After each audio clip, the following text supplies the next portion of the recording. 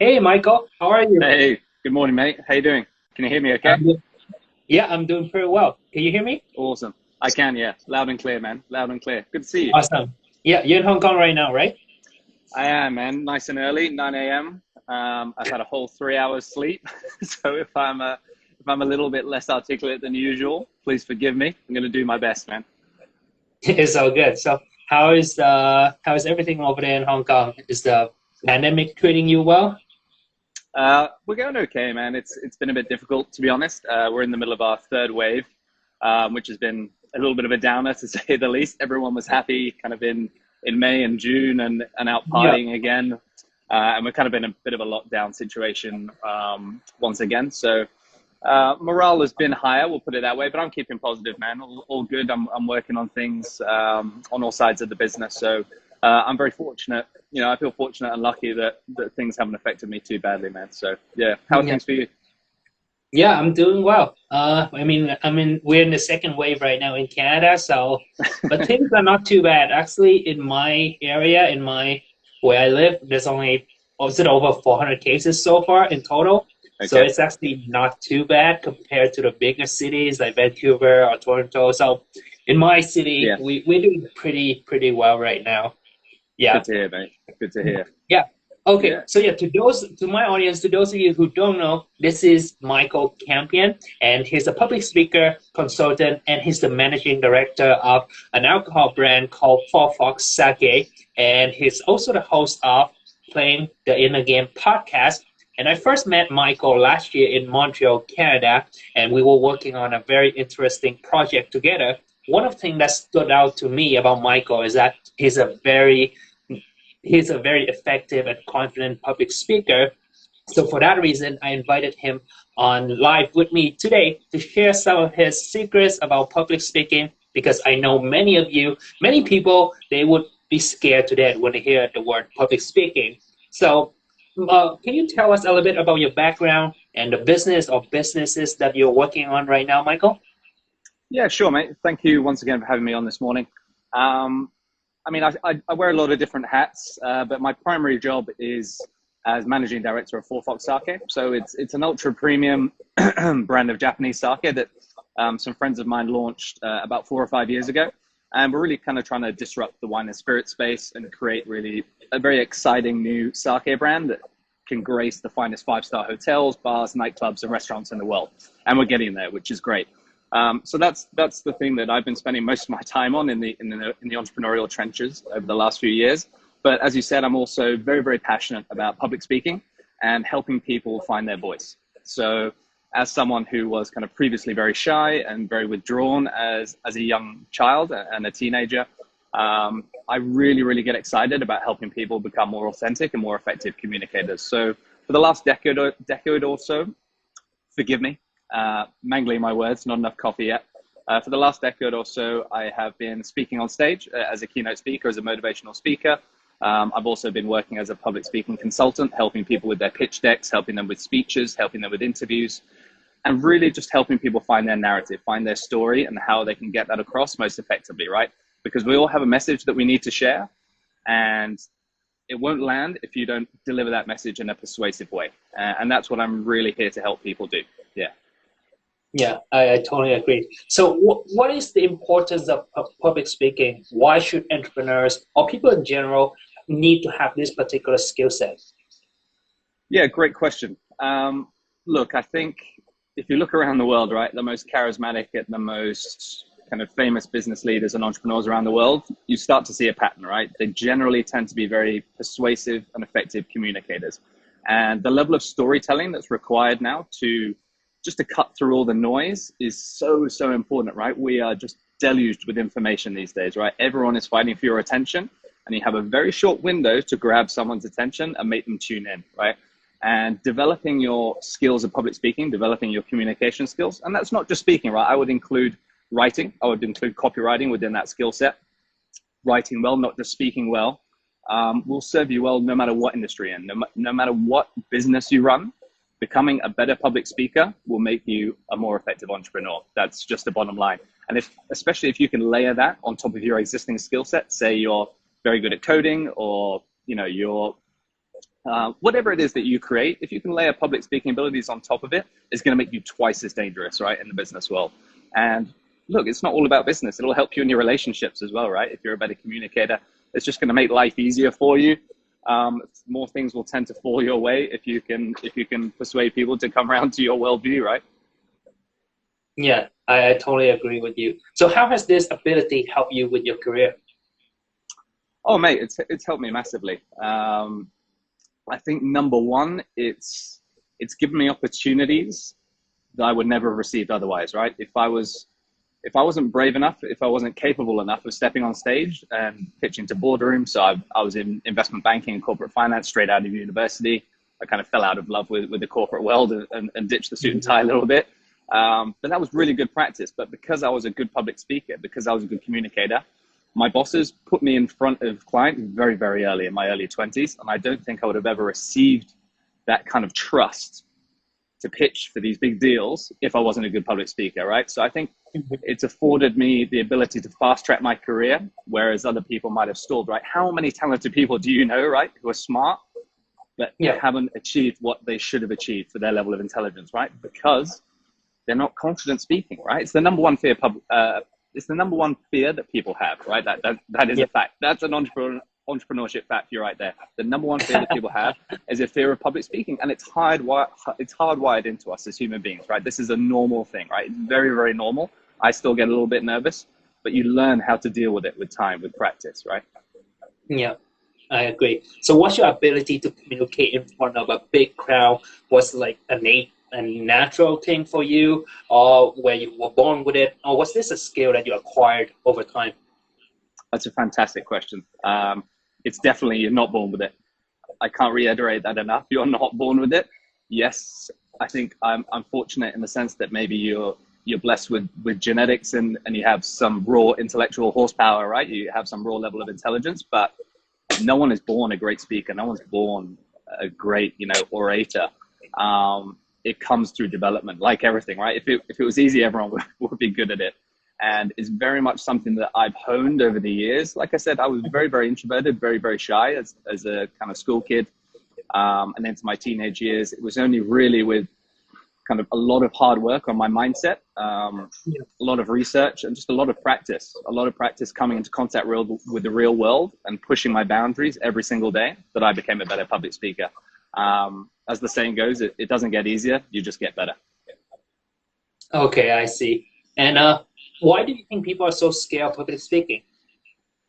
I mean, in evolutionary terms, it makes total sense, right? I mean, we used, thousands and thousands, hundreds of thousands of years ago, we lived in small, tight-knit nomadic tribes, right? And if you said the wrong thing, you were thrown out of the tribe and you were left to fend for yourself. And there were no supermarkets, you were going to die, right? You're having to fend for yourself in the savannah, trying to hunt your own food and, find shelter. You were going to die. So it's hardwired into us to seek conformity, to seek to blend in with the crowd, and to never say the wrong thing, right? You don't want to put your foot in your mouth because you might die. And that, of course, no longer applies, right? The world is a lot safer now. There are no, saber-toothed tigers roaming around trying to kill us. And if you say the wrong thing, it's not the end of the world. And generally, most people don't. So I think the first thing for people to know is that realize that it's natural, right? You are not weird. You are not, fundamentally flawed because you're scared of speaking in public. This has been hardwired into us because it serves us. It serves us from a survival standpoint. And I think, on top of that, my answer would be, especially in modern society, if you put your head above the parapet, you make yourself visible, you can be struck down, right? The tall tree gets cut down, and a lot of us just want to play it safe. And you don't get anywhere in life by playing it safe, right? You have to have your own view. You have to kind of, state your position. But it's scary, man. It's scary. I get it. And I still, as I said, I get butterflies every single time I step on stage. But I just know how to control it now. I know how to dance with that fear instead of let it overwhelm me. Yeah. Okay. So what are the common mistakes that people make when they do public speaking? Common mistakes, lack of preparation, man. Lack of, fail to prepare to fail. It's very, very simple. I think it's the number one thing. Even someone like myself who is experienced, you're an experienced speaker as well. And I know that you would not walk on stage without having fully prepped out what you're going to say, at least fleshed it out, right? A skeleton of your main points that you can then shoot off, right? You always do that. And I think a lot of people just assume that the inspiration will strike them once they step on stage or once they stand up in the conference room, and you can't rely on it, man. You have to have a parachute. So I think failure to prepare is, prepare to fail. It would be one thing. Number two, I think a lot of people obviously struggle with their confidence, right? And the thing you have to remember for me is that generally the audience is on your side, right? People are tuning in. People are coming to the event to hear you speak because they want to learn something, right? They're not here to throw tomatoes at you, right? Yeah. Their expectations are actually pretty low, right? I know this is an interesting reframe, but people just want one or two actionable takeaways. They don't want to be bored out of their mind. And if you can do that, you'll have done better than 50% of people already, right?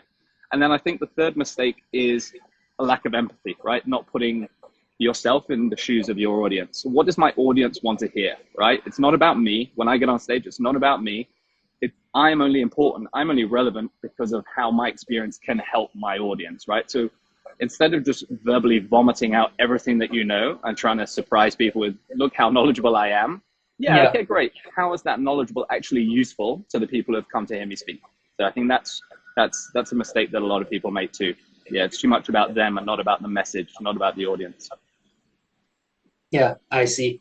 So, but no matter how much you practice, no matter how much you prepare for your speech, like the moment right before you walk on stage or you stop speaking in front of a big audience, you feel that pressure, that nerve-wracking feeling. Like it happens all the time. I think it happened to everybody, especially me. Like no matter how much I prepare, and I've done quite a few public speaking as well. But before I walk on stage, that feeling is just, it's a really weird feeling. How do you overcome that? Do you have any tips for that? Yeah, I think there's a number of things you can do. First, fully realize that it will never go away, but it does get easier. I promise you, right? So that's the first thing.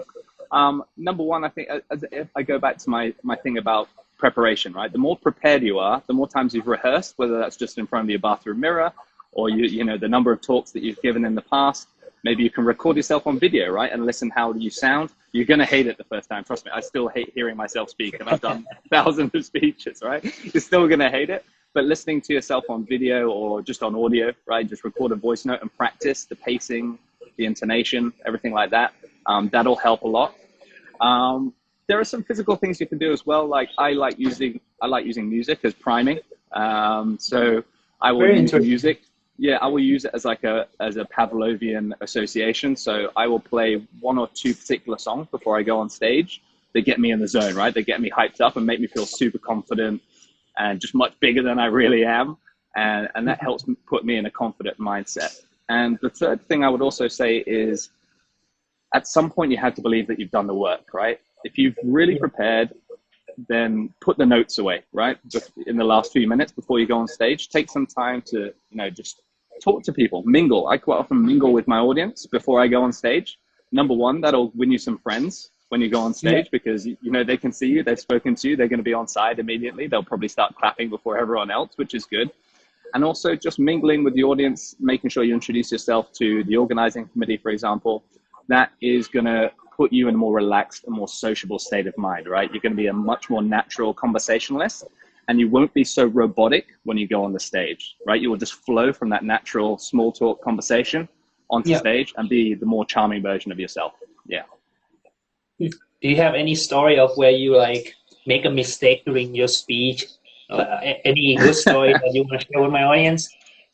Mistakes? We all make mistakes. I think. Yeah. Look, I honestly don't have any massive mistakes that come to mind. I'm sure I will make one as I grow. That's only natural. I mean, the biggest mistake I've had was not in a speech per se. It was in a job interview. And again, I thought I was better than I was, and I tried to wing it. I thought I could get by on charm and turn of phrase, and I couldn't. I just hadn't researched the topic properly. But on stage, actually, that taught me a really good lesson. I was about 22 at that time. I'm 36 now. That was a long time ago, and it really taught me a good lesson that you have to prepare. But in terms of mistakes, no, I mean, touch wood, I haven't made too many, but things will always go wrong. There's little hiccups. And it's just how you react. It's how can you react quickly to make it look like it wasn't a mistake, right? So the wider your vocabulary is, the more different ways you can say the same thing. You're going to be able to kind of artfully dance your way through a speech without anyone really noticing, right, that you maybe missed a section. So I think a lot of that comes down to developing your vocabulary, developing your stage presence. But yeah, man, I'm going to make a big mistake one day, trust me, and I won't be shy about sharing that with you. Yeah, for sure. So when you do public speaking, and the point of it is really to convey a message, right? So how can one be more persuasive and influence the listeners? How can one be more persuasive? Look, I think you have to be authentic, right? And authenticity is a word that is overused, right? I think it's been misappropriated a lot of the time.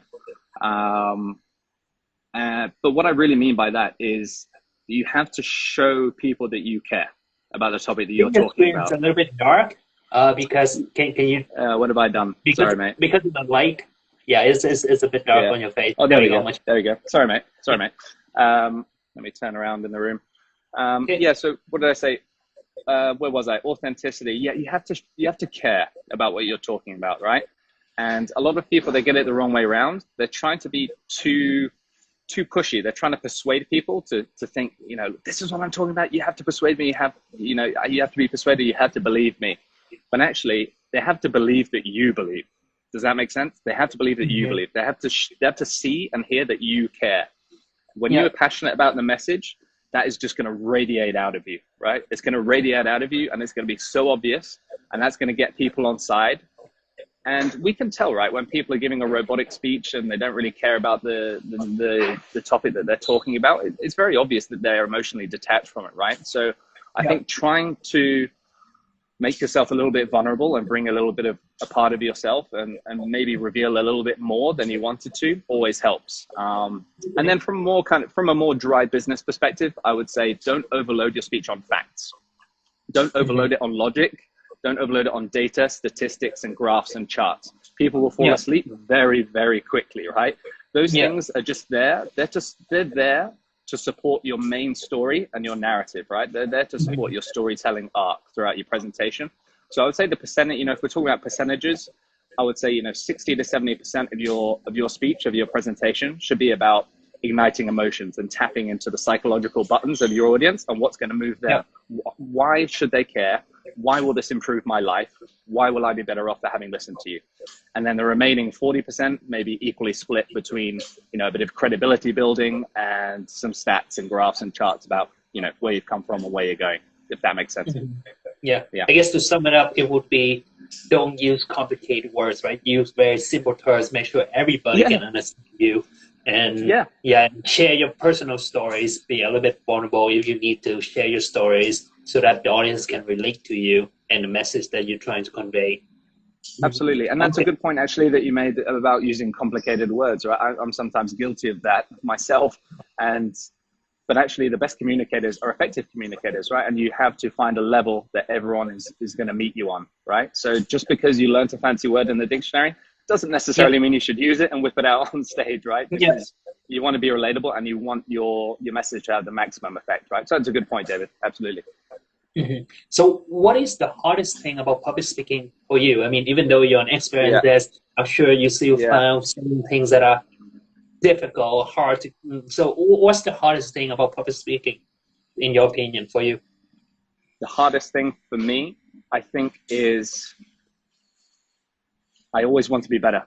I always want to make every speech better than the last one I did. So for me, as a speaker, you tend to talk about the same topics over and over again, right? If you're in business or entrepreneurship, you'll find that you end up talking about your product, your brand over and over again. So I think the hardest thing is actually maintaining the levels of excitement in your message. But if you're really passionate about it, that shouldn't be too difficult. But you always want to make it better than the last one. So that would be my answer. What do I find most difficult? It's about kind of just maintaining my levels and making sure that I don't get complacent and that I don't slide back, if that makes sense. I always want it to be bigger, better, more impactful than the last one. Yeah. Yeah, Okay. as I said, the nerves are always there, mate. They're always there. They never go away. But I think the most useful tweak that I've made to my mindset, right? And I know you're obsessed with mindset, is I've reframed fear, right? That's the most Mhm. important tweak I've made to my mindset in my life.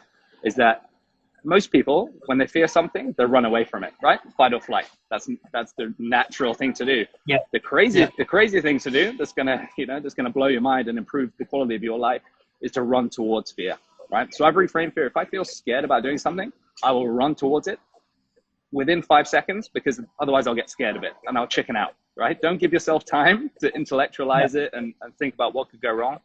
Because usually the thing you're most scared of doing, whether that's getting on stage, standing up in the boardroom, pitching for business, that's the thing that you should do the most, right? So I've learned to associate that fear of being on stage with progress. And when you kind of make that Pavlovian association between fear and progress, mate, special things will happen. Yeah, no, I totally agree with you. And like I recently had the chance to interview Damon John, was it a couple of weeks ago? The Yeah, I book saw that, mate. Yeah, Shark. well done. Yeah. So yeah, and one of the things is that one of the most important skill an entrepreneur must have is the ability Mm-hmm. to communicate, right? Whether you're gonna Yeah, do it in front of a big crowd, to your customer, to your investors, to your business partner, to your employee, you need to be able to communicate confidently and effectively to other people, right? If you yeah. want to succeed in business, you need to be able to communicate. And public speaking is a very important skill that I think every entrepreneur should master. Mm. Okay, Yeah, well, absolutely. I will let the audience ask you question. So to my audience, if you have question for Michael, anything about public speaking, drop a comment in the chat section, and then I will let him know. Meanwhile, Awesome. Michael, if there's one thing about public speaking that like anybody should know, what is your number one tip for public speaking to be a better and more effective public speaker? What is your number one tip? I tell you what, David, you're a good interviewer, man. You're a good interviewer. You ask very good questions. The number one thing I would say, excuse me, it's early. Um, Cultivate a love of reading would be my most important thing. And a lot of people in the entrepreneurship world, they kind of denigrate reading. They're saying you've got to get in the arena, you've got to, action and doing is more important than reading and speaking and learning. That's Yeah. true, but they go together. It's a marriage, right? And for me, clarity of speech comes from clarity of thought, right? That's kind of one of my favorite mantras. Clarity of speech reflects clarity of thought. How do you achieve clarity of thought? By coming into contact with the world in a million different ways. And you can't just do that through action, right? Because you only have a limited number of hours in the day. And what the magic of books for me is that you get an insight into the most beautiful minds in the world. And you can learn from their mistakes so you don't make them, right? And you can accelerate and improve a lot faster. And what a love of reading will also do for you is it's going to expand your vocabulary, right? Being Mhm. articulate, and charismatic, half of the game really is just, if you give me one sentence, I can say it in 10 different ways, right? Just having a larger inventory of words, a larger inventory of turns of phrase to say the same thing makes you a more effective, makes you a more natural communicator. And it comes to me Yeah. quickly, but that's only because I've read voraciously since I was a child, right? And it doesn't really matter what you read, I think, as long as you're interested in it, because if you're interested in it, you'll keep that consistency of habit. You'll build up your arsenal of words. And yeah, I would say that's the most important thing, man. Mhm. Okay, one person asked, how do you prepare for your speech? Do you write it out, and then once you have it prepared, how do you practice for it? Great question. I think there's a number of different ways you can go about it, depending on how much time you have, obviously, to prepare, how long the speech is. If it's something that I've talked about many, many times and it's a fairly short speech, I might just have 2 or 3 bullet points in my. You don't want too many. That you can then they will act as the trunk of your tree, and then you're comfortable with shooting off on the different branches, right? If it's a much longer keynote or a much longer speech, a big pitch, I will always flesh it out fully. I will fully write it out word for word. This is just my process, right? I'm not saying everyone does it. Okay. Some people are very, very capable and can wing the entire thing. I know I'm not that good. I can't wing the entire thing. So I'm going to write the whole thing out, but that does not mean that I will read it eyes down, looking at my piece of paper. Do you know what I mean? Or looking at the laptop while I'm giving that speech. I'm just writing it out because just the very act of writing helps to clarify your thinking. It's the best tool I know. Just putting pen to paper or on a laptop is fine, because just the act of writing shows to you, it proves to you, no bullshit, excuse my French, whether you actually know your topic or not, right? When you're forced to write it down. So I will fully flesh it out and rejig the order, kind of get it, whatever you want to use, like a PowerPoint or a keynote. But then when it comes to the day of the speech, the day of the keynote, whatever it is, I will then know that I'm just going to really keep those slides minimal. And because I've rehearsed it so many times over and over in my head, I'm going to be confident just having the skeleton, right? Just one bullet point for each slide that I can then shoot off, if that makes sense. Yeah. No, that's really helpful tip right there. Yeah. Okay. And right now, I believe you offer coaching and consulting to help people be a better public speaker as well, right? So where can people find out about that? You have a website for it, right? I do, yes. Yeah. So people can find out more on michaelxcampion.com, michaelxcampion.com, all one word. Also, they can follow me on, obviously on Instagram. I don't post as much business related stuff. There's a lot of family pics of me and the kids. I know that annoys you because you're like, Michael, you need more business stuff, but you know, that's just the way I am. That's why I'm not a social media expert. That's why I defer to you. I do a lot of stuff on LinkedIn. I'm fairly active on there these days, but a lot of my stuff really, because I'm busy building others, a lot of my stuff is just word of mouth. So I've helped, you know, managing directors of investment banks. I've helped entrepreneurs. I've helped educators. I've helped elite sports coaches become better communicators. And because I only work with people I love and projects that I'm interested in. So a lot of it just tends to be referral and word of mouth stuff. But in the last couple of months, I've put together a much slicker, more professional website. So that's michaelxcampion.com. You can go there. The link's on my Instagram page. And also my real passion project is my podcast, right? That is where I think that's really going to be where I'm going to grow over the next few years. So I have some fantastic guests so far. I've got many, many more lined up. And that's called Playing the Inner Game. So Playing the Inner Game is really about interviewing successful people, quote unquote successful. There are many different kinds of successful people. And really just getting into their mindset, what motivates them, what drives them, what's special about their lens on the world, what mental models do they use to interpret the world around them, and really just how their inner philosophy impacts the outer world. And there's some fascinating conversations on there. And you'll get a feel for my style and my communication style if you think you'd like to work together. Obviously, I love coaching people one-on-one. That's the magic for me. I do a lot of corporate training too for groups. But the magic for me is one-on-one, right? Because I used to be very shy, I used to be very introverted, and I love seeing people kind of break out of their cocoon and blossom. So that's what gets me excited, man.